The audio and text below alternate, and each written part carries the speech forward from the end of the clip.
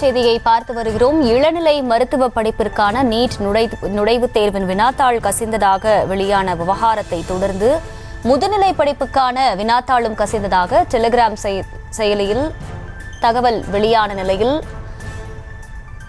அது போலி என்ற தகவல் வெளியாகி இருக்கிறது. தேர்வர்கள் இதுபோன்ற போலியான செய்திகளை நம்ப வேண்டாம் எனவும் அறிவுறுத்தப்பட்டிருக்கிறது. மேலும் இதுகுறித்து விசாரணை நடத்தப்படும் என்ற அறிவிப்பும் வெளியாகி இருக்கிறது. செய்திகளை உடனுக்குடனும் துல்லியமாகவும் தெரிந்து கொள்ள சப்ஸ்கிரைப் பண்ணுங்க.